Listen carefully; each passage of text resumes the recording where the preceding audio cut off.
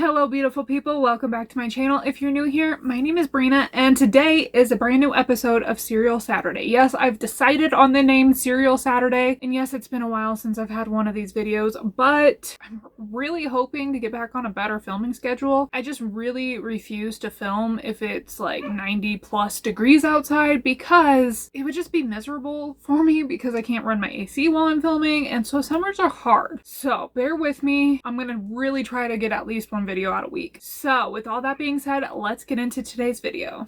In the last episode of Serial Saturday, I talked about Henry Lee Lucas, and in that video we talked a little tiny bit about his kind of an accomplice, his one-time lover. I guess it was more than one time. His ex-lover, his roommate, best friend, whatever you want to call him, he is Ottis Toole. And much like Henry Lee Lucas, he is also a serial. Okay, I think before we really even get into this video, I need to start by apologizing because there's a child outside screaming goo goo gaga, even though he can very much talk. So my life is great. Love living here. Anyways, Ottis Toole was born on March 5th, 1947 in Jacksonville, Florida, and his childhood was anything but normal. I mean, isn't that the case with basically every serial killer, you know? I forgot to get a sponge. His father was an alcoholic. Shocking. And when Otis was a child, his father took off, never to be seen again, leaving Otis in the care of his religious nut freak mother. I mean, I don't know how much of a religious nut she was, but she was definitely religious, and oddly enough, his grandmother, who also helped take care of him, was somewhat of a Satanist. Yeah, so two very contradicting worlds colliding there in his home, so that was probably pretty confusing for him. He had an older sister who also helped take care of him, and his sister and his mother loved to dress him up like a girl and call him Susan to play. I don't know, but that was definitely had to have been confusing for Otis, who was classified as developmentally disabled. His grandmother often called him the devil's child, and she would take him on her little quests to graveyards where they would rob the graves so she could get body parts to use in magic charms. Yeah, that's... Moving on, she also introduced him to self-mutilation. By the time he was 10, Otis says he felt he just knew he was gay. I'm sure his mother dressing him up as a girl when he was a kid probably led to him really struggling with his sexual identity, you know? So Otis claims that after he revealed his sexual identity to his family, that he was subsequently raped by his sister, a neighbor, other relatives, and he believes that it was because he came out as gay. I don't know if it's true. I don't even know if he was raped for sure. Like, I wasn't there, you know? Yeah, he could just be making it all up. And then, like, as a result of just his childhood, I'm guessing, he frequently ran away, and he would sleep in abandoned houses, and then eventually he would drift back home. Around this time, he became a serial arsonist. He started torching vacant homes, so what I'm thinking he would do is he'd run away, sleep in these houses, and then burn them down, and eventually when he ran out of houses to burn down, he would go back home. That's just my theory. I don't know for sure. But he didn't always burn down vacant homes. He burned down a couple of his mom's homes. As far as I know, nobody got hurt in those fires. We'll get to more of that later on. Unsurprisingly, Otis dropped out of school around the 9th grade. He turned to a life of petty crime, and he began visiting gay bars. He also claims that he was a male prostitute during this time. And then at age 14, Ottis Toole committed his first murder. He was picked up by a traveling salesman who Otis says forced him to have sex with him. He then ran the man over with his own car. Then in August of 1965, at the age of 17, Otis was arrested for the first time. He was arrested for loitering, and that was definitely not his last arrest. He quickly built up a rap sheet filled with counts of petty theft and lewd behavior. Between 1968 and 1973, it's rather unclear what Otis was doing, but authorities believe he had been drifting around the southern US and supporting himself by panhandling and prostitution. Then in 1974, Otis was living in good old Nebraska when he became one of the prime suspects in the murder of 24-year-old Patricia Webb. On April 18th, 1974, Patricia Webb was alone at her place of work. She was a relatively new employee at the adult book and cinema store, so we all know what that is. And she disappeared overnight along with 51 bondage-themed adult magazines, a calculator, and $30 was missing from the register. I can't get over the fact that a calculator. Who's gonna take a calculator? Yeah, anyways, moving on. It was clear Patricia did not leave of her own free will. The phone cord was cut and the shop door had been left unlocked. 2.5 days after Patricia disappeared, Oscar Vianney, not sure if I'm saying that right, was headed to feed his cattle about 30 minutes away from Lincoln, which is where Patricia disappeared from, when he spotted a blue jacket sleeve and a patch of thigh barely visible under a haystack. Patricia Webb's bullet-riddled body was nude underneath the hay, except for a quilted jacket and a piece of tape over her mouth. So there's like a little strange story behind this jacket. It turns out that it was like kind of a rarity and it belonged to this feed supply company store or something along those lines.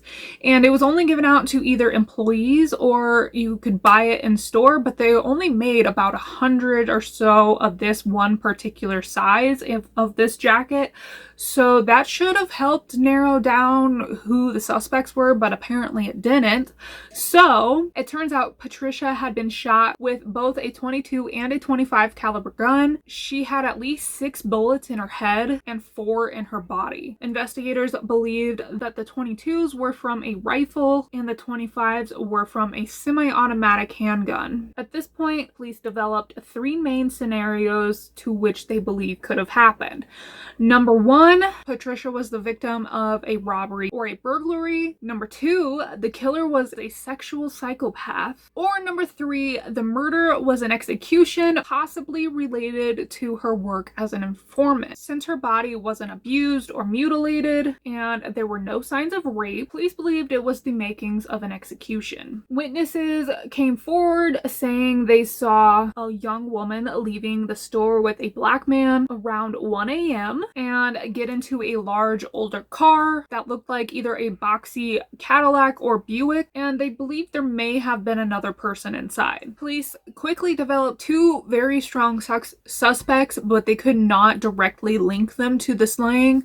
Robert Gibson was the Lancaster County attorney at the time, and he said a half a dozen drug cases had to be dismissed following Patricia's death because she failed to show up to court to testify. The cases were for small amounts of amphetamines and marijuana, so it didn't really seem like it would have been enough to make somebody want to kill her. But Patricia and another undercover informant did play key roles in 1973 and 74, setting up approximately 60 or 70 undercover drug buys, leading to the arrests and convictions of more than 24 people. The murder of Patricia Webb remains unsolved to this day. So basically, was it a hit? Was it Ottis Toole? It's kind of up in the air, but either way, Otis fled Nebraska shortly after suspicion fell upon him, and he headed for Colorado. Then on September 19th, in Colorado Springs, a lone gunman invaded a Colorado Springs massage parlor. One employee was stabbed and had her throat slashed before the attacker moved on to rape and shoot another employee. Both women were set on fire, but one of them survived to describe her assailant. She described him as clean-shaven, approximately 6'2", about 195 pounds, driving a white pickup truck. But for unknown reasons, instead of pursuing somebody like Ottis Toole, who very much fit the description of the attacker, police arrested and ultimately convicted Park Eastep, a mustached soldier who stood about 5'10", tipped the scales at a mere 150 pounds, and owned a red pickup truck. So not at all fitting the description, but that's who police arrested and convicted. Makes sense. A month later, Ellen Holman was abducted from Pueblo, Colorado. She was shot 3 times in the head and dumped near the Oklahoma border. And it just so happens that when this happened, when she was dumped along the Oklahoma border, Ottis Toole was conveniently headed back to Jacksonville. So there's a good possibility he went through Oklahoma. I mean, in early 1975, he returned to Jacksonville. Very soon after returning to Jacksonville, Otis meets Henry Lee Lucas at a soup kitchen, and they immediately hit it off and very soon after developed a sexual relationship. I'm not going to talk too terribly much about this relationship because I already talked a little bit about it in the Henry Lee Lucas episode, so you can check that out in the description box below if you're interested in that video as well. But Henry soon moved in with Otis and his family, and there were a lot of people living in this house, like around 10 people in this 3-bedroom house. That's a lot of people. Then on January 16th, 1976, Otis marries a woman who was about 25 years his senior. And I'm unclear as to what their relationship exactly was supposed to be. I read a couple accounts saying that she was aware of his sexuality and was going to be a willing participant in helping cover it up. But that after they got married and she witnessed firsthand his relationship with Henry, she just couldn't handle it, so she left. But then there's another account saying that she had no idea he was gay and quickly found out and then left him 3 days after they got married. Either way, his plan to conceal his true sexuality backfired. Then on January 4th, 1982, the lovely Ottis Toole barricaded 65-year-old George Sonnenberg in a house and then set it on fire. George died about a week later from the injuries he sustained in the fire, and it seemed at first that Otis was quite possibly going to get away with it. But then a little over a year later, in April of 1983, Otis was arrested for an unrelated arson incident in Jacksonville. So then at this point, he confesses to killing George, and he was sentenced to 20 years in prison. He signed a confession stating that he and George had begun a sexual relationship and the two got in an argument, and then Otis set the house on fire because he was mad at him. Just 2 months later in June is when Henry Lee Lucas gets arrested and confesses to those thousands of murders, and he claims Otis as an accomplice. Initially, Otis denies all involvement because why wouldn't he? But later he began backing up Henry's confessions. Then when Otis confessed to killing Adam Walsh, Henry backed up that claim for him, so it was kind of a mutual backing here. There's so much cat hair on this brush. So if you're unaware who Adam Walsh is, he is the son of John Walsh. He was the host for America's Most Wanted, and he also inspired changes in how authorities search for missing children. On July 27th, 1981, Adam and his mother, Reve, I think that's how you pronounce her name, went on a shopping trip to the Hollywood Mall in Hollywood, Florida. They entered the mall through the Sears North entrance, and His mom was interested in some lamps or something, so she went to go ask about these lamps, at which point Adam went to check out this kiosk where a bunch of other boys were playing video games. His mom completed her shopping around 12:15, at which point she discovered Adam and the other boys had disappeared. A store manager informed her that a scuffle had ensued between the boys over whose turn it was next to play the video games, so a security guard demanded the boys leave the store. The guard asked the older boys if they were there with their parents. They said they weren't. Adam's parents believe he would have been too shy to speak up for himself, so he would have just gone along with the other boys.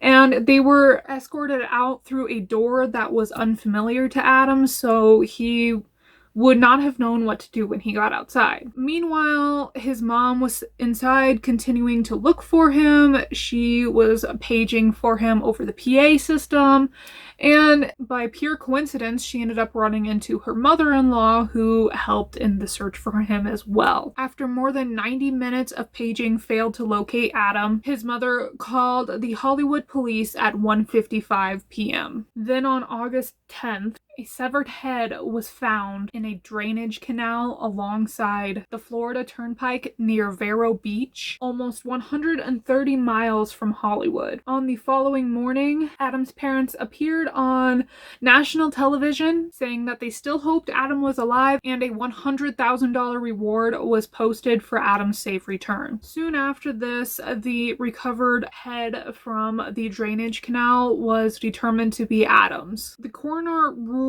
the cause of death as asphyxiation, and the state of the remains suggested Adam had died several days before the discovery of his head. The rest of his body was never recovered. On October 21st, 1983, while in prison for 2 unrelated murders, Ottis Toole confessed to the murder of 6-year-old Adam Walsh. He claimed he picked Adam up in the Sears parking lot, and that Adam came willingly because he offered him toys and candy, though he says Adam soon wanted to go home and began to cry. At this point, Otis punched Adam in the face, which just obviously made Adam cry more, and according to Otis, he just began to wallop on Adam, knocking him out. Eventually, he pulled over into a deserted area and decapitated Adam with a machete. According to Otis, he drove around for several days with Adam's head in his car, claiming he forgot about it, and tossed it into a nearby canal when he rediscovered it. A few weeks after Otis had made the confession, police officers who were investigating the case announced they lost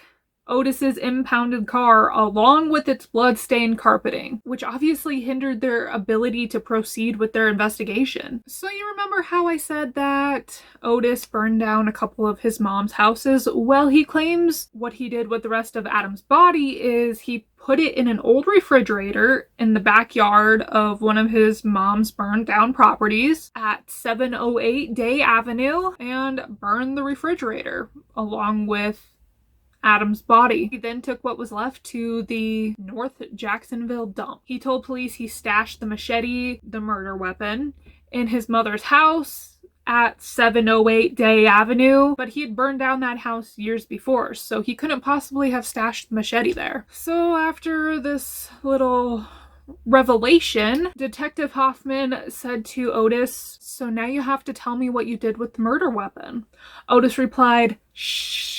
That's why I'm trying to give you all these statements. I'm not really sure that I really did kill Adam Walsh." Then he said, "Maybe I did. I did hear it on the television." He also got almost every detail about Adam wrong until interrogating detectives asked him if perhaps he really meant something else, at which point Otis agreed. On December 18th, 2008, about 27 years after the murder of Adam Walsh, Hollywood, Florida police announced Ottis Toole as the murderer, and the Adam Walsh case was closed. Police did not reveal any new physical evidence, and even pointed out that they still had no DNA evidence. So it's widely believed that Otis did kill Adam. It's just, there's always that what if. Now comes the trial for George Sonnenberg. Otis initially claimed he did not light the home on fire and that he only signed the confession so that he would be extradited back to Jacksonville. But on April 28, 1984, a jury found Ottis Toole guilty of first-degree murder and sentenced him to death. Later that year, Otis was found guilty of the 1983 strangulation murder of a 19-year-old Tallahassee woman, and he received a second death sentence. He then proceeded to confess to 2 more unsolved Florida murders, including one of the I-10 murders. During an interview, he admitted to killing David Shallardt, a hitchhiker he claims he picked up east of Pensacola. David's body was found on February 6, 1980, bearing 5 gunshot wounds to the left side of his head. The second confession involved the death of 20-year-old Ada Johnson. He confessed he shot her in the head on a roadside outside of Fort Walton Beach after kidnapping her at gunpoint at a Tallahassee nightclub. 2 psychiatrists testified at his 1984 Florida Supreme Court appeal, stating that he was extremely impulsive and exhibited antisocial behavior as a result of his personality disorder. They also said that he was a pyromaniac, but I think we all knew that. Subsequently, he was diagnosed with antisocial personality disorder. On appeal, both of his sentences were later commuted to life in prison,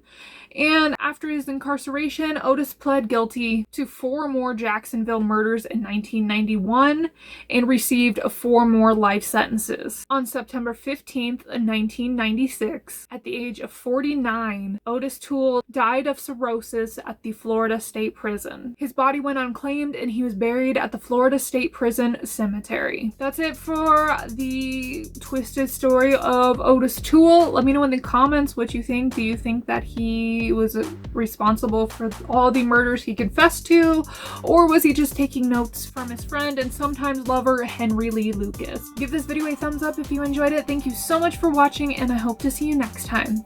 Bye!